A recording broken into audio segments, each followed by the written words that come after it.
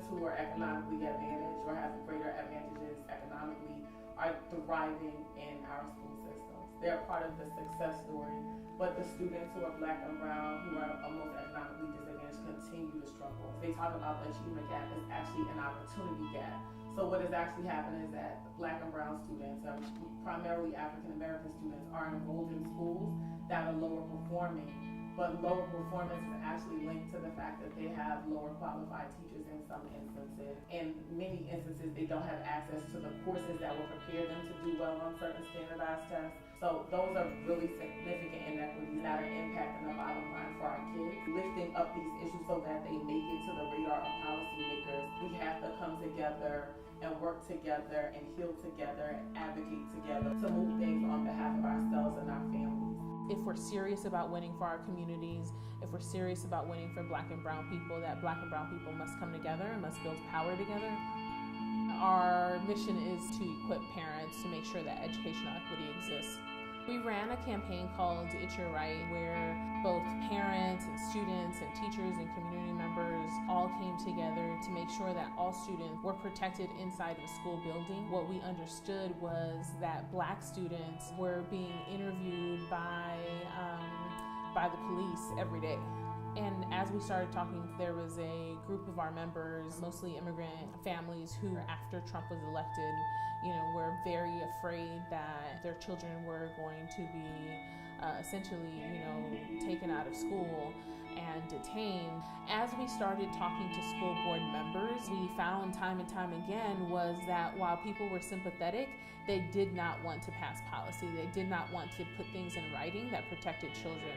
That's a problem. They were not impacted by the issues. Many of them were white. Many of them had not attended public schools. Many of them did not understand why there was fear around law enforcement coming into the schools. It's important for us to have Black and brown leadership that is leading in a different way, that is leading not in the ways that sort of upholds the status quo, but that is actively trying to use all of the resources, including the input of the community and people who have children in public schools, to create that change.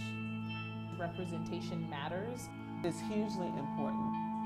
This last session, as we sat and explained the plight of our young people, many of the lawmakers, white lawmakers, were adamant around just treating and making our young people feel like they were criminals.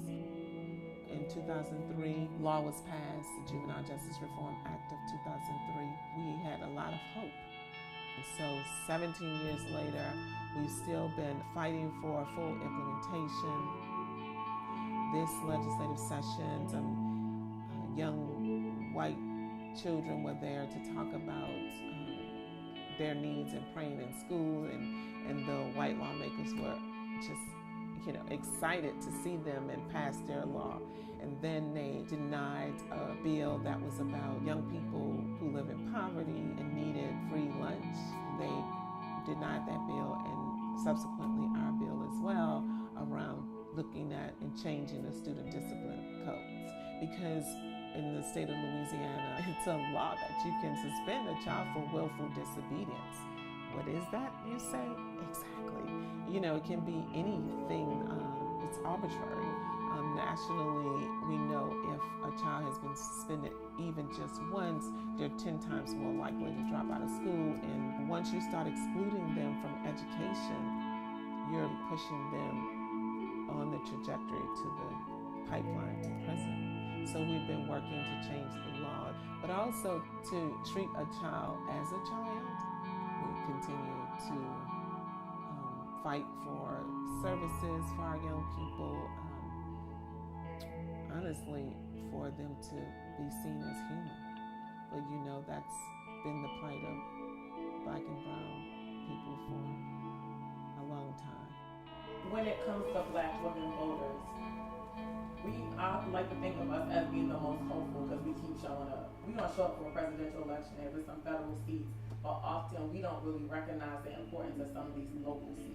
That same power that can unseat a racist white man in Alabama is the same kind of voting power that we have to apply for every single election. Because when it comes to Black children, like every single one of these elections counts. We cannot make any progress for our children unless, as Black women, we coalesce, we convene, we collaborate, and we move this as a whole.